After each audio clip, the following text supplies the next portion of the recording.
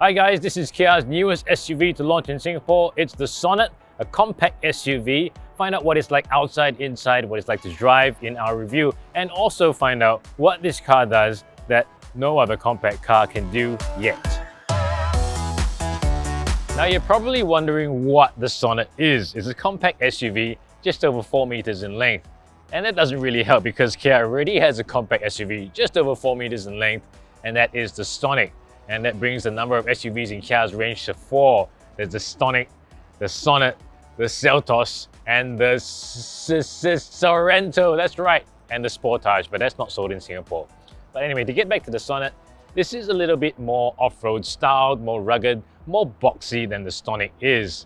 It's easier to think of this as a small Seltos than anything else. So I mentioned that the Sonet is a compact SUV, but it doesn't look like a compact SUV because it's got a lot of visual presence. How did they do that? Well, first of all, there's the new Kia badge, which launched last year with the new Sorento, or rather the facelifted Sorento. There's also a really big grille. Again, like the Seltos and not like the other SUVs in Kia's range. You compare this to something like a Niro, it looks very different. This is very big. It's got the blacked out grille. It's got the silvered motif down here, just like the Seltos. And also like the Seltos, has a very big bash plate. Another hallmark of an SUV with the off-road kind of style. Now you can't really go off-road in this very far, but the style is what counts here for SUV buyers. Now come around to the side and you look at the profile of the car and compare it to something like, a BMW X3, the classic SUV profile, very tall part here. Contrast that to something like the BMW X4, which is a coupe SUV where the back slopes. So later on, that will pay us dividends in terms of interior space. Now look around here, we got a little blacked out motif here, and this reminds me of something else that also launched last year. That was the Suzuki Ignis, a compact SUV as well, and also very off-roady styled with that urban kind of rugged look that car makers are going for nowadays. Come around to the back, it's 2021, so of course, it's 2022. So of course we have a light bar and the Kia badge again, and of course the bash plate. So quite overtly styled, loudly styled for a compact SUV. So big boxy styling means more space inside, something you've probably heard before on CarBuyer.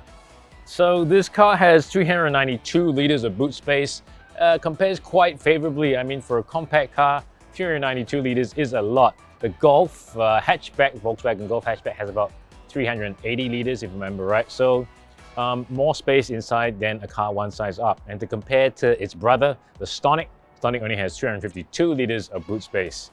Now, quite wide, good for loading stuff in. I pretty think I could put an office chair in here. But this is a compact car, so you can see some places where they did cut costs. For example, here we have fold down seats, but it doesn't really fold totally flat. I'm going to come around here and have a look inside. So you can see it's not a split folding seat, a little bit less utility there. But of course, we are talking about a budget car, compact car, so this is where they cut costs. All right, let's take a look at the space in the back of the Sonet. Now keep in mind, again, this is a compact car, so where we will have, drawbacks is in legroom. So as you can see, legroom here, really not that much. This is a normal sitting position. That is my driving position. But because the Sonet is boxy and tall, we have quite a lot of headroom. So I'm going to sit up like a normal person and do my headroom measurement there. So pretty good. And I think you could squeeze 3 adults in here, but they will probably end up, arguing, especially if the guy in the middle is David Koo. But at least there is a sunroof here and it's quite tall. It feels quite spacious in terms of shoulder and headroom. So 2 adults here would be pretty comfortable. And because this aperture is tall as well, loading a child seat in would be easier than it would be in, say, a hatchback or a less tall car.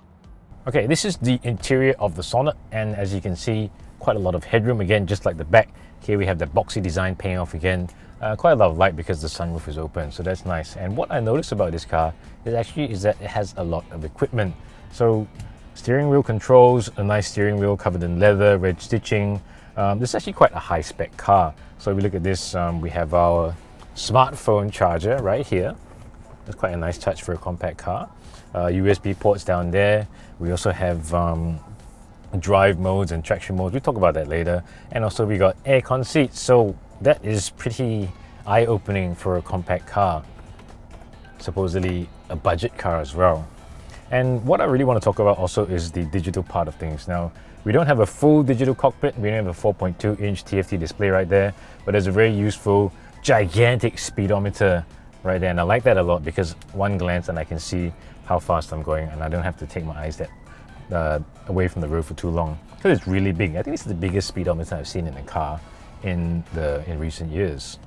And this 8-inch infotainment system, very similar to the ones we've seen in other Kias, Android Auto, Apple iPhone compatibility.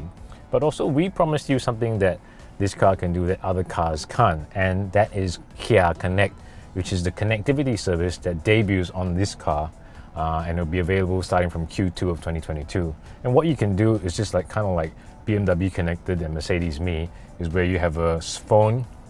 You use the app to control the car. There's a 4G SIM card on board this car. You can do things like find out where you parked your car. You can find out if the doors are locked. You can even start the engine remotely and pre-cool the car on hot days, which will be quite useful for Singapore. So generally the Sonet has a lot of equipment and the fit and finish is pretty good, but it's also a compact car. I keep saying that, and that's because you can also find out where they cut costs to get the costs, into this bracket, this price range. So there is a lot of plastic, and if you don't touch it, it actually looks pretty nice.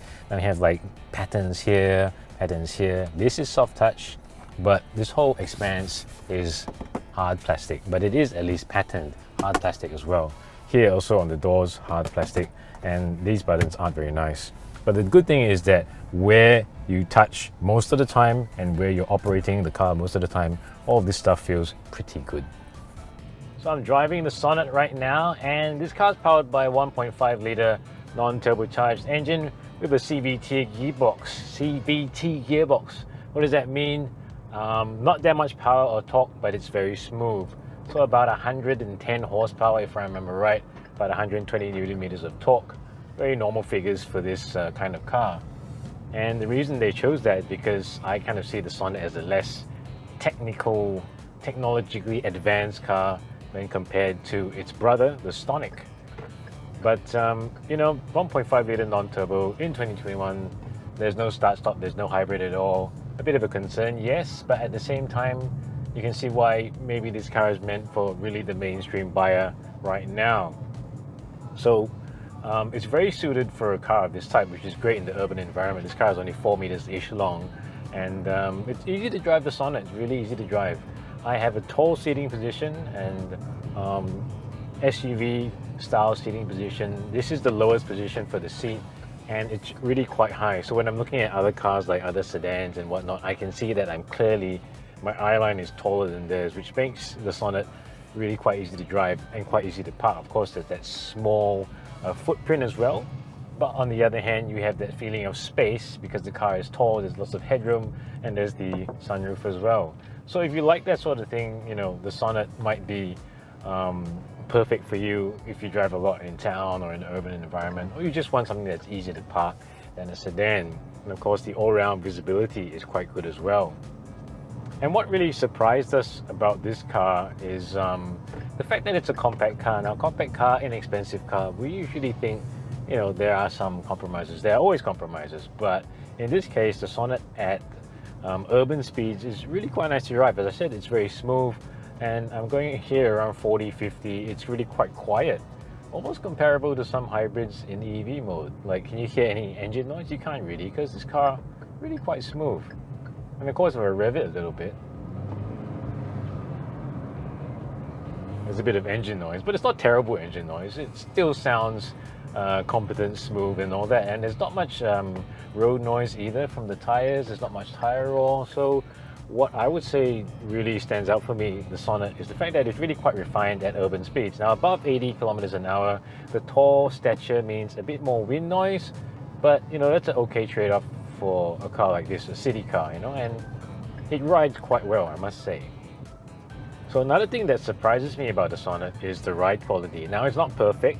You can maybe feel or see on the camera there's a little bit of that jigger-jagger, pitter-patter thing that I always talk about, but it's not terrible, and it's quite bearable for the driver. The car goes over the bumps, it goes a bit of bunk, but then It's not, you know, it doesn't throw the whole car inside. You don't feel like the suspension is directly connected to your ass. And when you go around corners, there's a little bit of roll, but I can tell that the engineers tuned it for comfort and not just smashing over these small bumps all the time, which are so common in Singapore now. So overall, I'm quite surprised by the Sonet's comfort and quite surprised by its refinement, especially given that this is a compact car. Oh, and I forgot to talk about the handling. The handling is not bad. Now, like a lot of Kia Hyundai products, the steering feel isn't that good. There isn't much steering feel, but at least you do have drive modes and you do have traction modes. Drive modes, not super useful in a car like this, but it's nice to have. And I like the way the car corners, a little bit of roll, but like I said, it's quite comfortable. It's a nice trade-off between comfort and handling. So it's not the sharpest knife in the drawer, but it's nice. It's predictable, it's safe, it doesn't feel like you're gonna flop into a corner, it's not lazy. You know, there are a lot of cars that are worse than this actually, even at this price range. Okay, so after my 200 plus kilometers in the Sonet, I got about just under 7 liters per 100 kilometers, and that is what you should expect from a small car like this. CVT, 1.5, non-turbo engine, small light car, you know. This doesn't have any hybrid systems on it, but it's quite efficient. So at this rate, I should get about 700 km or more per tank, which is pretty good for a small car. Actually very good for a small car. So in terms of fuel consumption, quite an efficient car. Now let's sum up the Sonet. So what do we have in the Sonet? Compact SUV, lots of features, quite a nice interior, good digital features, good connectivity features, well-built cabin, some cost-cutting noticeable in some areas, but it redeems itself with an efficient drive that's quite refined in town, and actually quite an easy car to drive, to park, to live with, quite a bit of boot space as well. Now, the only problem here is how do you choose the cars? As I said, Kia already has a compact SUV, and that is the Stonic. So what is the difference between the Stonic and the Sonet? Damn, those names are confusing. Sonet, Stonic, Stonic the Hedgehog, Stomata. Should you get the Sonet or the Stonic? Now, if you want the more headroom, you want the taller seating position, you want the off-road styling, the boxy SUV styling, more space in the back, and you don't mind the non-turbo engine and less technology, get the Sonet. If you want a turbo engine, more technology, mild hybrid, and you don't mind less headroom, get the Stonic. And of course, there's also the basic non-mild hybrid Stonic, which is cheaper than a Sonet. I know, I'm not helping. It's really confusing, isn't it? But okay. But Sonet versus Stonic aside, I think the Sonet as a whole package is pretty good. You know, it's easy to live with. I think it looks pretty fashionable. There's lots of headroom, it's easy to drive, easy to park, and quite fuel efficient as well. That wraps up our review of the Kia Sonet compact SUV. Again, if you like this video, please share it with your friends, please give us a like, please subscribe to carbuyer.com.sg, and we'll see you around.